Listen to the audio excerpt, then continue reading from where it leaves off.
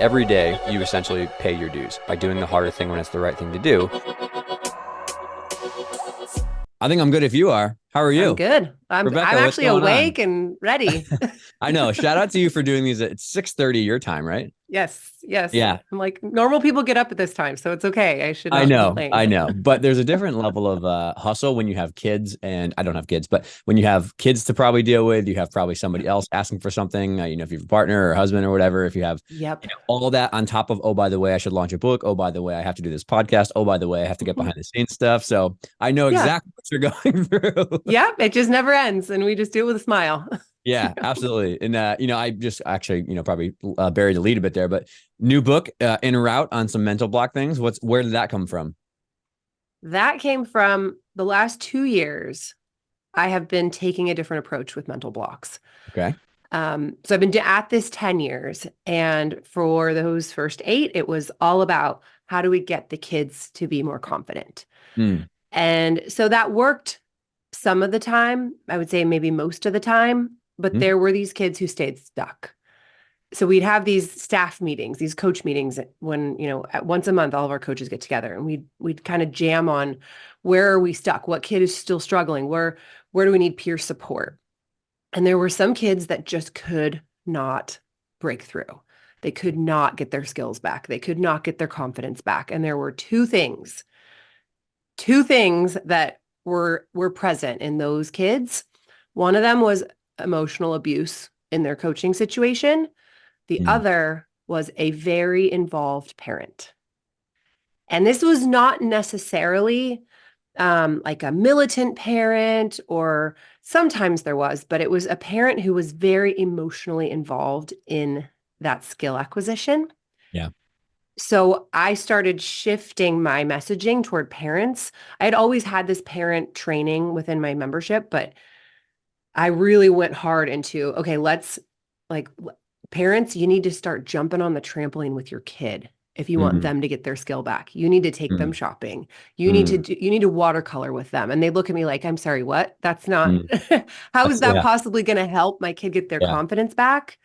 But we started to see over time in my community that the parents who took a step back and connected the relationship with their kid and built this trust, those kids started to get their skills back.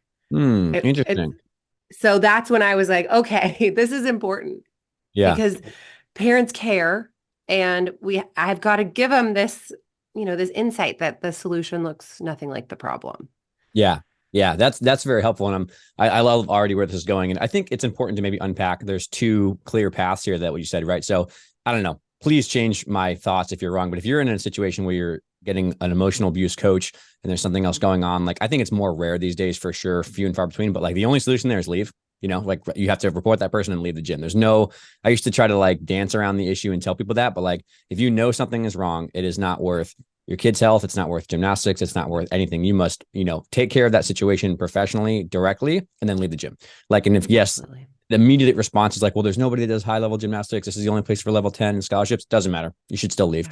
Like, I just have no more tolerance policy for that anymore. So, but the other side of that, I think there's actually probably the vast majority of people are in that situation of, they probably actually care a lot, like, I think that's probably what comes to mind first is you think about, the parent who's maybe screaming on the sidelines and is way too overinvested, is emotionally kind of on their own tilt. But I don't think that's what I see the most. I think it's actually really great parents who really care a lot, and they have never done gymnastics. They've never, they don't know what's happening. And they're just like thrown into this tornado of, my daughter wants to do a back handspring, or my daughter wants to do a double or something. So before we pivot more, am I wrong in that assessment of like, there's two kind of paths there, and the latter is probably more manageable and dealable?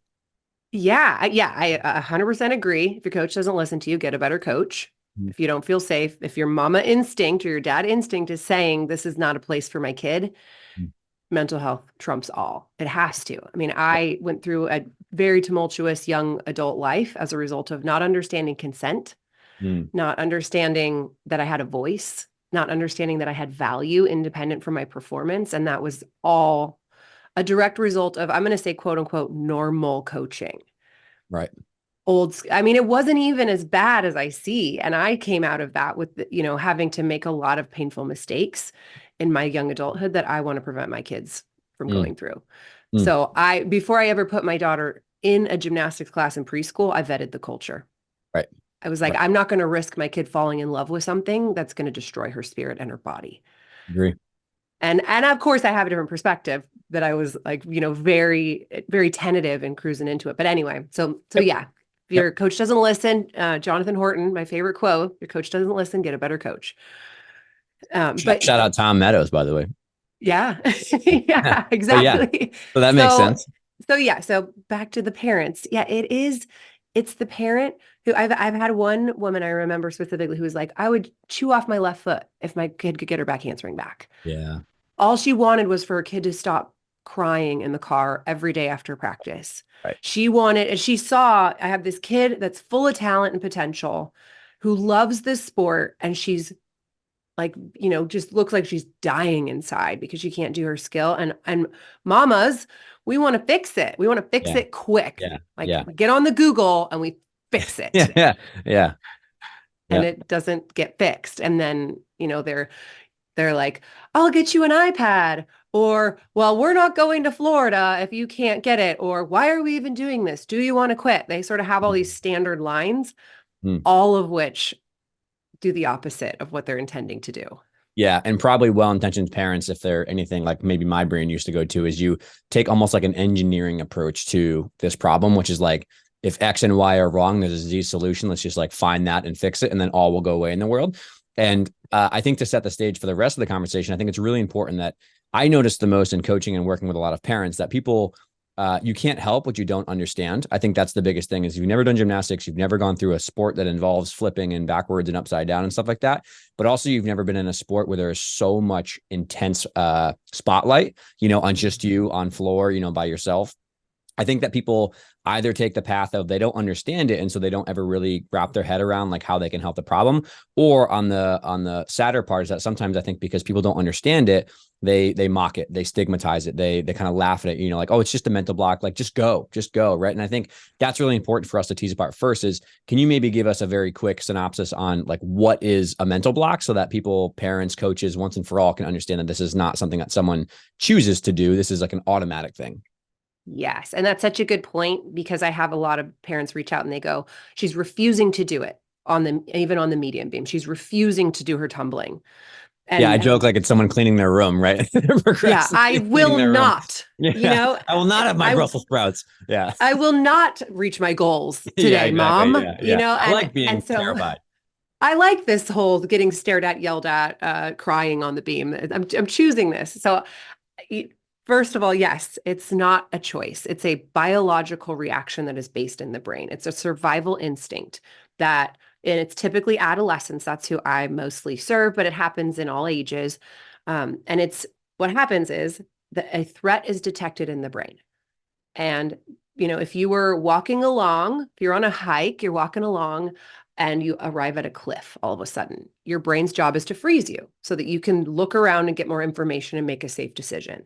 Whoa, don't fall off the cliff. Okay, back it up. Or if you're walking through the kitchen and there's a flame on and you turn, the second you register that flame, you're going to freeze. That's your brain's job to, whoa, don't get burned. So that's exactly what's happening. It's instant. You're not standing there going, I think I should freeze before I hit this flame. You don't have time for that. It just hits and you freeze. And it can be unnerving, and it's supposed to be, because your brain is going, alert, pay attention, there's a threat. It's supposed to be big. It's supposed to be emotional. It's supposed to be obvious that there's something to look out for.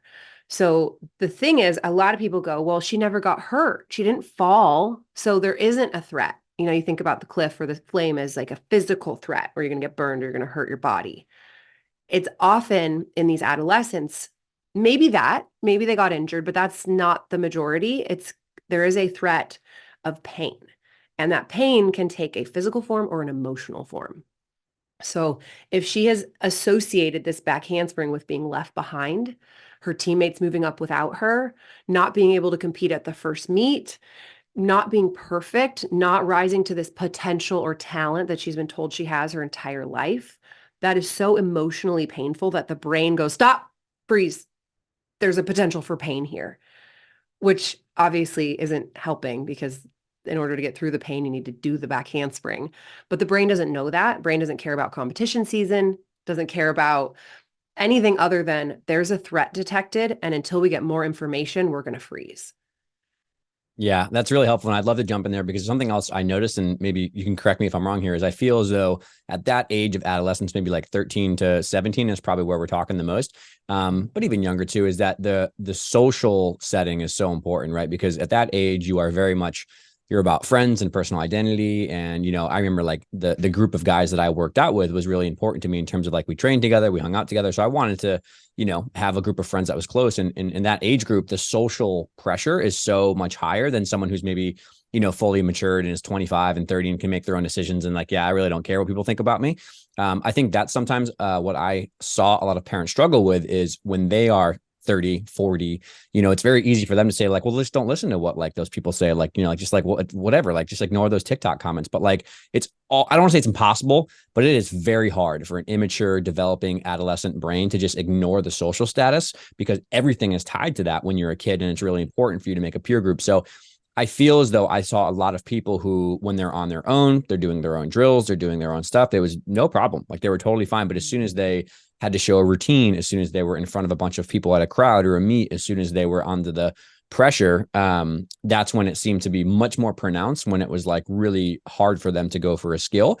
And the reason I bring it up, not to belabor the point, is because I think the solution some people have, coaches and parents who are well-intentioned, is like, well, you just need more time under pressure. So they put the kid in that pressure situation all the time instead of actually going back to base principles and figuring out like what's wrong here, what's the issue here. So I don't know, can you elaborate or maybe your thoughts? Am I wrong there? Am I right there?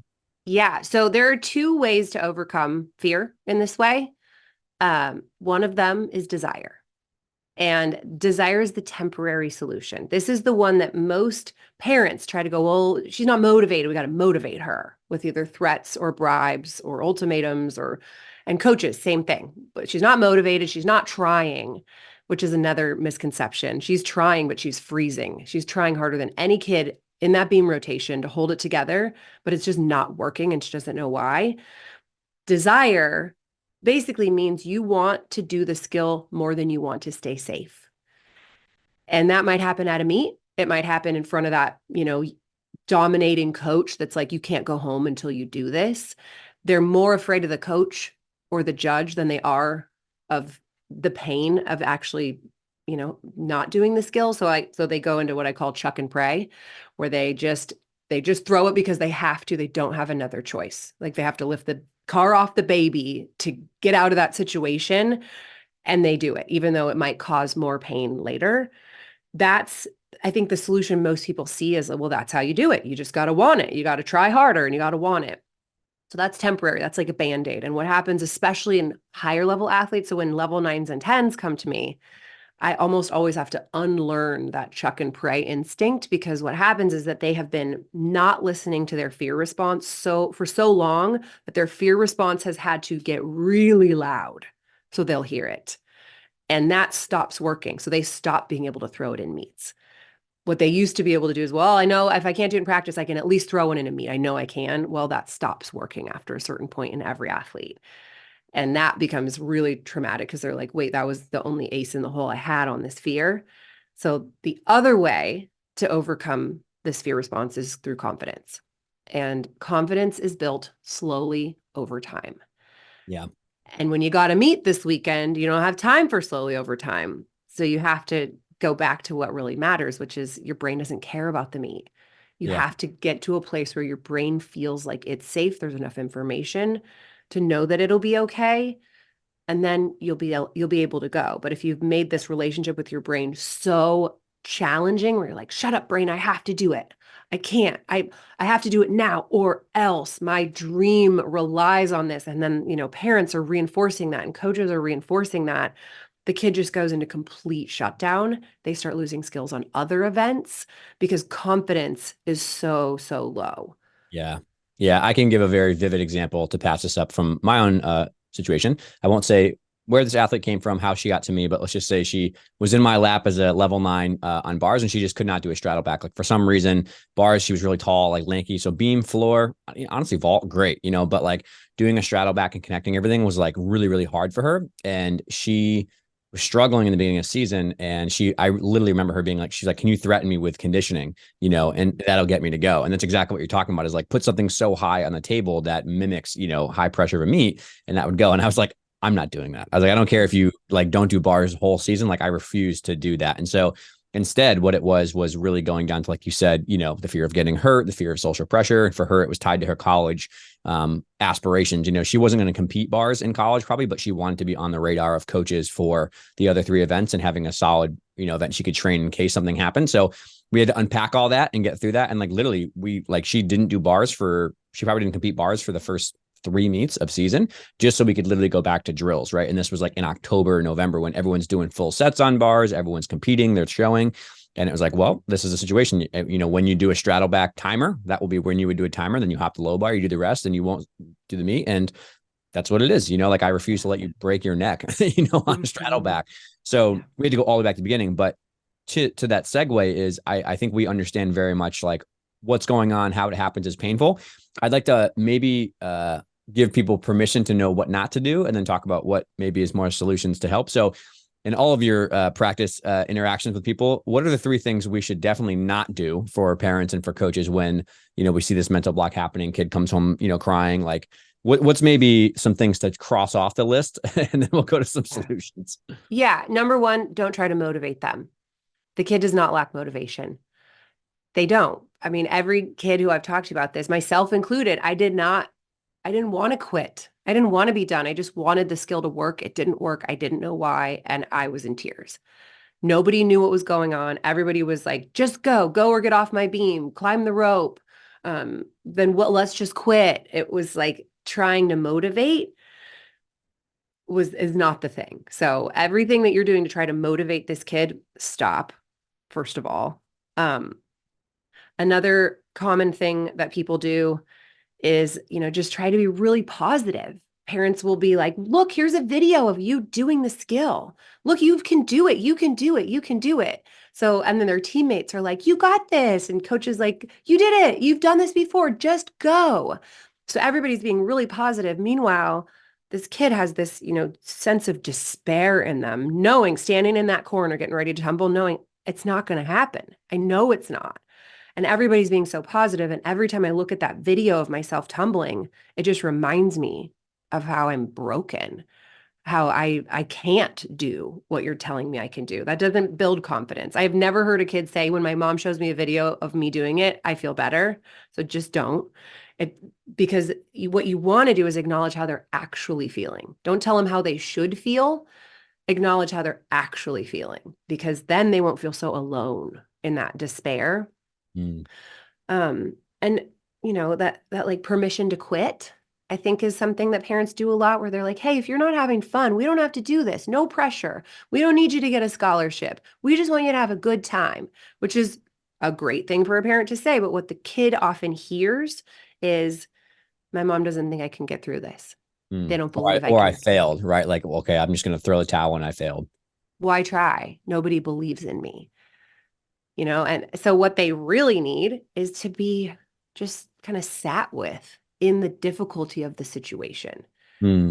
Like, buddy, this is hard. I'm so proud of you for sticking with it. You're so determined. The fact that you're still at this 2 years into it, like, you're my hero. I'm so proud of you. That's not, you're so talented. Yeah. You know, leaning into that kind of fixed mindset praise is another pitfall, is that a lot of people are like, well, she's got so much potential. She's so talented. And what that does is it actually puts the locus of control outside of the kid, where they feel like the only reason I'm good is because I was born this way, which means if I'm not good, I wasn't born good enough. So there's something wrong with me. That was me. I had a fixed mindset. I was raised very fixed mindset. You're talented, you're smart. And then when I didn't feel smart enough or talented enough, I figured, well, I guess it's just run out and this is all I've got. Yeah. Yeah. That's great. This reminds me of a great conversation I heard Simon Sinek have about like sitting in the mud with people, he calls it. So like when someone comes to you with a problem, and I'm very guilty of this is not like a adult, male, female, whatever. It's just like when somebody comes to you with a problem, your first instinct is like, well, I want to help this person. I want to try to fix it. Right. And so you oftentimes listen for about 8 seconds and then you give them a laundry list of things they could do. Or like, have you tried this? How about this? How about this? Let's do this. Right. And I think that the empathetic nature of people is sometimes I don't think people are maybe like ready's not the word. Maybe they don't want to deal with it just yet, but they want to be validated and heard. And so I think that Simon's explanation is like, sometimes people just want you to sit in the mud with them and like give them a place to vent and say like, this is hard and this is challenging. And, I think everyone can think about a time in their life when they needed a vent or a sounding board to be cathartic and just get it out first. And then once you lay out all the pieces, you can start to do like more of a digest and figure out like where you went wrong, what you can do. And I think I learned the hard way.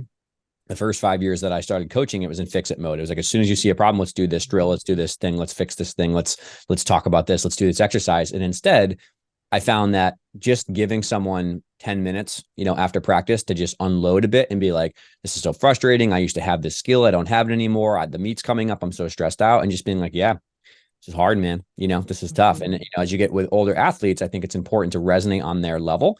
I think if you speak to them in a language of like, I'm the person with all the knowledge who is going to, be the gatekeeper to this. And then like, you're the person who's doing the skill. Like it's a weird relationship.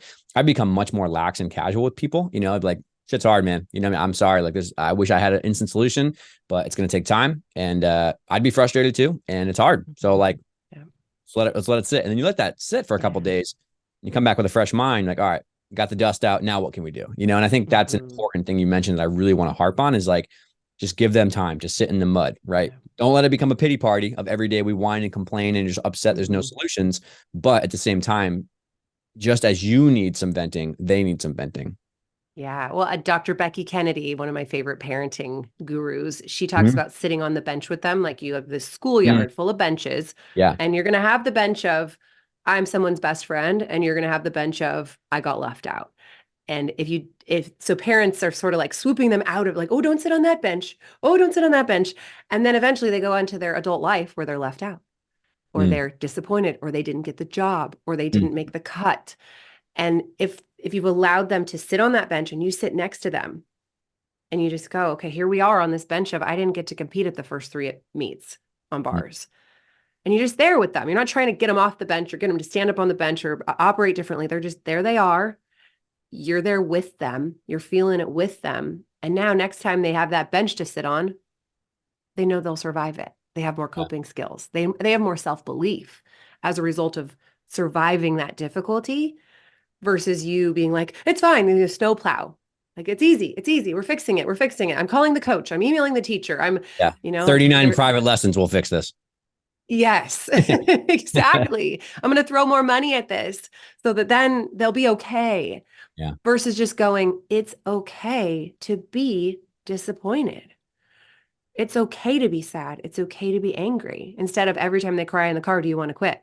And to that point, not to jump in, but I think it's important to just like feel the feels. I think like when you're a kid, you want to avoid that anxious, that pit in your stomach, that sad feeling, that whatever. And much bigger rabbit hole, but like it's very easy in society to be like, well, don't worry about that. Like, just like, focus, like, just be mentally tougher. Right. And I think there's a skill to learn tolerance of discomfort, right? Like, this is what it feels like to be anxious. Like, this is what it feels like to be a little sad. This is what it feels like to be upset or disappointed or frustrated. And like, just living in it a bit, I think is really okay, because sometimes I think kids are so afraid of that emotional pain that they avoid it at all costs. Right. And they never learn that, like, okay, it's uncomfortable, but like, we're not dying. Like, this pit in our stomach is not the best thing ever. Or like these thoughts are not the best thing ever, but like, let's find healthy coping solutions for this and develop a tolerance to this uncomfortable feeling, because goodness knows every time you think about your routine, your heart rate's going to go through the roof and you're going to get that pit in your stomach. And So I think I'm trying to make a track list. So like, 1 is sit with them, sit on the bench, sit in the mud with them and be okay, validate that. 2 maybe is some healthier coping mechanisms of things we can do to kind of deal with that. Are we on track so far? Yeah. Yeah. Well, and I think something to point out based on the last thing you said was that parents are often afraid of their kids' emotions. If a parent is afraid of a kid's emotion, the kid is also going to be afraid of their own emotions. They're going to avoid those emotions. They're not going to want to try the back handspring because they know it could be painful. And they're afraid of pain because you've showed them to be afraid of pain. Versus going, this is painful. I'm here with you. Yeah. I'm here. It's okay. I'm not afraid of your pain. I'm not afraid of your tears. I'm here for you to cry. Yeah. I'm here for you to be really mad and hate your sport right now. I'm Yeah. here for it. I'm Yeah. not afraid of it. And if a parent is just able to be there and be this neutral presence, this sounding board, that's where the kids get, they no longer fear their Mm. own fear. They don't have to fear their own sadness or anger. They know I have someone to go to with this who's not going to try to fix it. It's okay to feel. I'm going to process these emotions in a healthy way. Then I'm going to get a clean slate to go back instead of it being whack-a-mole of emotions. If you're always pushing them down, don't feel mad, don't feel sad, don't cry. Don't, coaches, we don't cry, don't cry, don't cry. It's like you're whacking them down and then they pop up, when you're Yeah. on beam or when you're getting ready to compete or when you're, yelling at your parent for something very minor. It's like those are the suppressed emotions that didn't get felt Yeah. because we were too scared of them. They don't go away. They Yeah. cause more problems.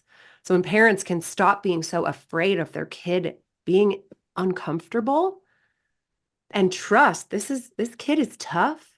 This kid, but not the kind of tough that's like, keep going on a broken ankle, kiddo. It's Yeah. like I can sit with discomfort.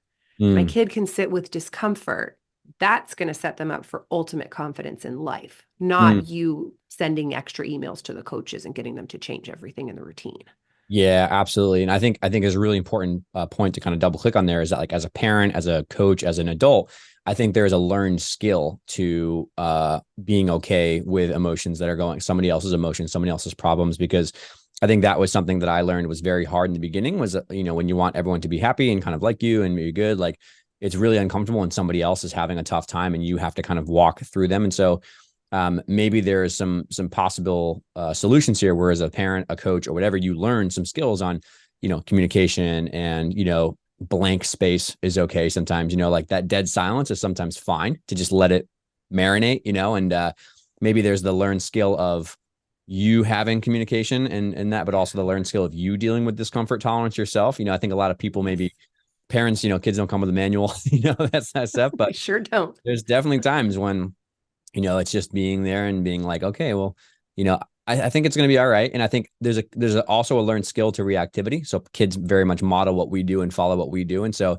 I think a lot of meets where coaches got a little bit more worked up, about scores than Yeah. the kids react to that. So I think there's times when kids come to you with what they think is like an apocalyptic problem, like the Mhm. world is going to end if I don't do my beam series. And like, they come to you and you're like, oh, it's okay. Yeah, it's all right. Like, it's all good. So I Yes. think not being reactive and not being like, overly emotional when these things come to you, I think is an important learned skill as maybe a third thing to help people out.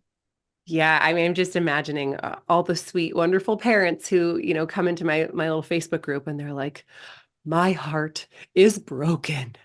She was making progress and then she had a backslide. Yeah. I'm devastated. She's devastated." It's like, wow, Yeah. Yeah. drama. And I Yeah. get Yeah. it. And so when kids come to me and they've had a setback, I'm like, "Oh, good. Yeah. This is excellent. I'm Yeah. so glad because setbacks are our greatest teachers. Yeah. We are going to find so much magical wisdom in this setback that is critical to you truly understanding yourself, your mind, your confidence. This is great. This is Yeah. and I always tell them, like, I'm so glad you had a setback this week that is so fresh that we can dig into and find the clues of what's not working for you. Mm. This is valuable. And so when parents are like, "Oh no, a setback," a kid's going to go, "Oh no, a setback. This is bad. I lost my skill again." Versus going, "Whoa, whoa, whoa, nobody lost anything. It's just that Yeah. we a little dip in confidence was caused by something. Nothing's random." The great news about sports psychology is nothing is ever random. There's always a domino effect you can track back and go, "Oh, I didn't get enough sleep. I wasn't eating well. Mm. I was sick for a week. I had to take a day off practice because I was sick. I came back in and felt weak. It was a meet in 4 days. I was Mm. pushing too hard. I wasn't listening to my brain. I was trying to go straight to high beam when I needed to go to low beam first to warm up." Mm. Like a 5-minute conversation, and I can go, "Of course you didn't go for it. Of course you didn't. Like it makes perfect sense that you wouldn't have gone for it. And then they look at it and go, oh, yeah, I guess you're right. There's no crisis. And let's get more sleep. Let's drop the bar on days where we don't sleep as much. Let's communicate with the coach and say, I'm feeling really weak today. Can I start on low beam? I mean, then you've got this massive, this like just pile of solutions and wisdom that you've gained from this one setback. Like, let's not fear them. Yeah.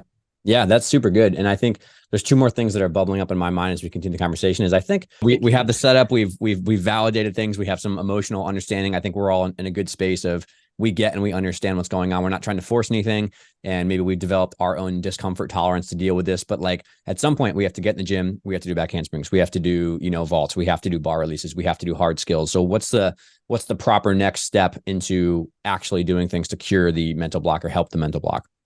Yes. So I will say it again. The brain does not care about competition season. The brain only cares about keeping you safe. So the more that you try to conform the brain to the competition season, the more frustrated you will probably be.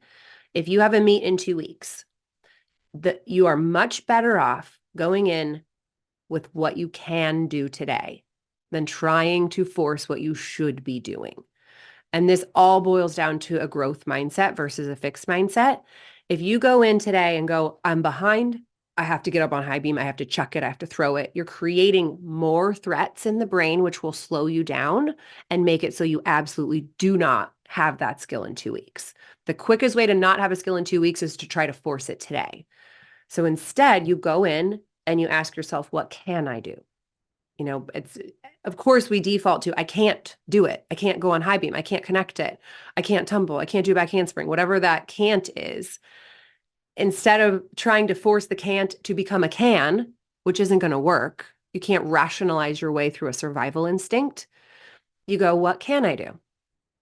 Well, I could do it on the low beam. And so I encourage people to, find the hardest progression that you can do confidently today. And that might be different than yesterday, different than tomorrow. But today, based on all of the 1,000 inputs in adolescent confidence, what can you do today? And then you go and you make numbers and you make them the prettiest, most consistent, technically correct numbers that you could possibly do. And then you repeat tomorrow. And you take it one day at a time, one attempt at a time. And each of those, and then you've got, the perfectionist is going to undermine their own confidence by going, but I'm not on the high beam. But it's not in a routine. The words out of my mouth. Yeah. Cause that's the question I want to ask next is like, I know many type A hardcore girls that I've worked with or guys that it's like, yeah, but I still suck. Like everyone else is doing it. Like, yeah, like too bad. It's not like I'm nowhere close. They could do 10 on the medium and low beam. Like, yeah, well, I'm not doing it in a meet. Yeah. Well, I'm not competing yet. Like, yeah, well, everyone else has it, not me. So what are some help to deal with those internal cruel thoughts? Yeah. So think of it like this. Like if you have a pass fail mentality, that's perfectionism. You either are perfect or you fail. A lot of athletes kind of come from that place of if I'm not doing it perfectly in a routine, no wobble, it's a fail. And fear of failure is the number one cause of performance anxiety. So perfectionists are like paving the way for performance anxiety every day with their mindset. So if you're going, it's, if you're not first, you're last, then you look at the kind of spectrum between where you are and where you want to be. And you go, okay, I did it on the low beam, fail. Did it on medium beam, fail. Did it on a stacked high beam, fail. So you're building your confidence. I think of it in terms of piggy bank. You're kind of filling up your confidence piggy bank with all these reps, but you're undermining it. You've got cracks in your bank because every time you do something, you're like, it wasn't good enough. It wasn't good enough. So then you find yourself on like you're going up the down escalator. You're working, but your confidence isn't going up because you're not giving yourself credit for the effort and what's actually working. And the kids who get over their mental blocks the quickest are the kids who are not afraid to back it up, who are kind to themselves when they back it up. They go, oh, feels uncomfortable. Coach, I need a consult. They communicate. Hey, I think I could do it over here. Great, go make 5. And there's no drama.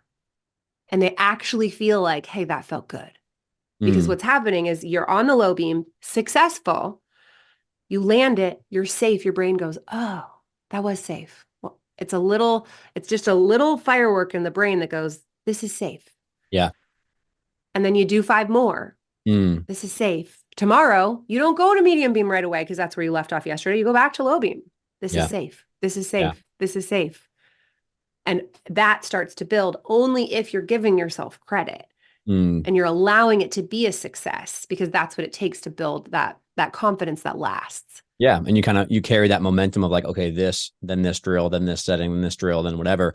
And just a tidbit from the coaching side is I think there's a massive amount of value in parents communicating with coaches about this whole situation, whatever. But a lot of the kids that I work with, their mental blocks sometimes stem from technical issues or baseline level things. So, you wouldn't probably tell directly to someone's face because you want to be, so gentle about it. But like, there's sometimes where like, you just got to get stronger. You just got to get your shoulders more flexible. You just have to get better technique on where your arm should go. Like maybe you don't understand that your ears should be covered, or you should look here, or this is where you should feel your hips position. So there are many times when like a baseline level, like I can think of a girl that I work with who like had just like, she grew a lot, her shoulders got stiff, and she just like, it was really hard to get her hands back to the beam, and she would hit her shin, miss her hands, and she would obviously get a mental block from that. So like, yes, we went through all the situation, but at some point we had to fix her shoulder flexibility. Like there's no way for us to get our hands back to the beam and the skill unless we fix that. So don't be afraid to maybe use the coach's expertise and like, are there drills? Are there flexibility issues? Are there strength things that, we can use as positive stepping stones on the process of when we go back to drills, we might have some extra time on our hands where we can come in 10 minutes early and work on these kind of things. So yeah, I wanted to mention that. And the last thing I want to end on is like, I have to note this because many people are going to say that, like, you could have a perfect parent, perfect gymnast who wants to do it, perfect coach, but everything that sometimes it comes from, it sounds like coaching from the stands, like going into the gym and telling a coach, you should work on this and you should work on this. And what about this drill? And you should do 5 of these. If I was a coach and someone came just heated, like, oh, my daughter has a mental block and you should do these drills, I'd be like, listen, lady, the bleachers are over there. Like, one of us is coaching, one of us is a parent. I love you to death. But like, if you sit there and watch me do bar drills, I'm going to ask you to kindly remove yourself from the gym for a moment, right? Because you barking orders over the banister at me on what drills to do is not going to go well. So yeah, that's the last thing I want to bring up, because the coaches, I can feel the emails typing away like, yeah, sounds good to you. So what are your thoughts on that?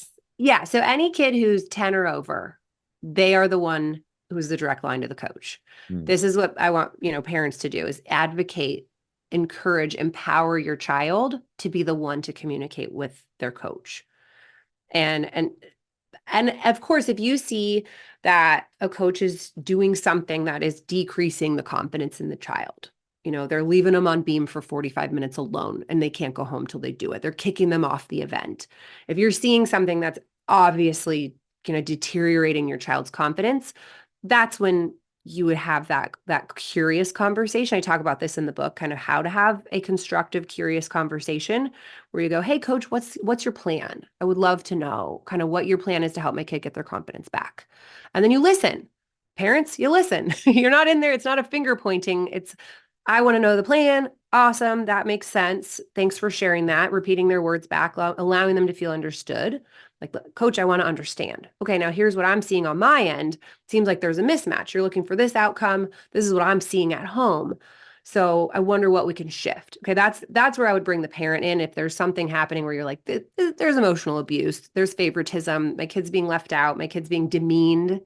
But when it's just run of the mill, my kid is afraid, it's the athlete's job to say, coach, I really want to be able to do that on the high beam right now, but I don't think I'm confident enough yet. Would it be okay if I started over here? Or would it be okay? Can you stand there? So it's teaching kids how to communicate is something parents can do. Role play. Yeah. If you can't do that, instead of, saying, I can't, coach says, why not? You say, I don't know. And you cry. That's one idea. That was my strategy. I just stand on the beam and cry until someone realized I couldn't go. And we're like, what's the problem here? The kid goes, coach, I want to. Yes, I want to be able to do that. And for right now, I think I might need to start over here. Would that be okay? Yeah. And then coach can say yes or no, or how about this? Or, well, we don't have enough mats for that, or I can't stand there and spot you. Why don't we try this instead? But creating that ability to communicate in your child, that is going to get them through their fear. Yeah.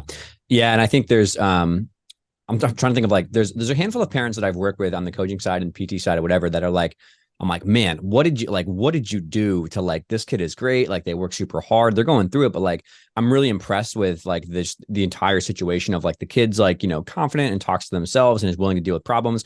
And I'm thinking back to what happened is that they approached me in a separate closed meeting with just me and the mom or just me and the dad. And like the dad and the mom first started with like, listen, I know it's probably something my daughter's doing. I understand that like she's probably the root of something going on here, but like we have a problem. We're trying to fix it. So like I wanted to meet with you and just touch base about like, hey, this is the situation. She's coming home. She's crying. She's really upset. Maybe you don't see that at practice because she's putting on a mask or a face, but like that's the reality of what's going on. And they want to use the situation as an opportunity for both coach and parent to mutually help develop the kids' skills and just like overall like human level things. And so that happened first, which really set the stage because now when I go into the coaching side, I know that when I see something brewing, I'm like, oh, I remember what's going on here. Yeah. And it's kind of a joint partnership where like you're both trying to teach the kid skills and communication and regulation and coping and that kind of stuff in a healthy way. And so then like you can help that on the other side. And that's when it comes down to, okay, this is the accountability of the kid. Like, I need you to talk to me about this. I need you to tell me what's going on. I need you to kind of like let me in on like what you're feeling, what's happening, and you can work on it together. So yeah, I was most impressed with those parents who were willing to take accountability for their own kid, that they realized the kid is probably part, like, yeah, if you don't come into your strength and don't do stuff, like you need to take responsibility for that. But when a parent can talk to a coach in a separate situation outside of the gym without tempers kind of like going nutty when you're in the middle of a coaching rotation, it helps a ton. It really does. And then from there, you can kind of move forward. And the last thing I will end this on is, what do you do when you are, as a parent, are wonderful and you're trying to do the right thing and your coach maybe is not receptive to all of this we talked about, understanding mental blocks, understanding progressions, understanding drills. Maybe they come from a mindset where it's like you stood there on the beam and you did it until you did it and then you had it, Yeah. I mean, it's like how we started the episode. Yeah. Find a better coach. True. Full circle. Yeah. I mean, I go to the source first, like talk to the coach. Don't go to the owner first. Talk to the coach. Have that curious conversation, see if you can come up with some goals. Like, hey, would it be okay to let her do some more of these drills, or can she use a mat for a little while? Or, yeah, would that be okay? Have that curious where you're trying to understand the coach. If nothing changes, go to ownership. If nothing changes, start gym shopping. Yep. Find a place where your child will feel heard, valued, and like it's okay to struggle. Yep. And that she's safe. He or she is safe to speak up and let their coach know what's going on, and that they'll get some kind of collaborative response. Yep. That's really important. That's great. And I think that's a great way to end. And yeah, there definitely are those gyms and coaches out there. I know many, many, many of them. The vast majority of people are wonderful and want to help. So I think it's a great way to button up there. But tell us more about Book. Where can we find Book? This will come out, I think, the week prior to Book. So we'll include some links and stuff, but give us the deets. Yep. It's called Parenting Through Mental Blocks, How to Get Your Happy Athlete Back. Great title. And it's the process. It's sort of the whole manual to helping an athlete who's struggling with this phenomenon, building trust within them. Nice. How to determine if the child's being abused, if it's an emotional abuse situation, that's all in there because it's so critical. Exactly what to say, what not to say. And with that book, I put together a list, like crazy long list of resources, like 50 open-ended questions you can ask. So that way the parent has kind of like the full manual on, this is my role in helping my kid to get their confidence back. Yeah. Well, it's awesome. I can't wait for people to hear it and see it and read it and do all the things, but we'll include the links. And thanks for coming on and giving us a little debrief here, a little update. Thank you so much, Dave. All right. We'll talk to you soon. Bye.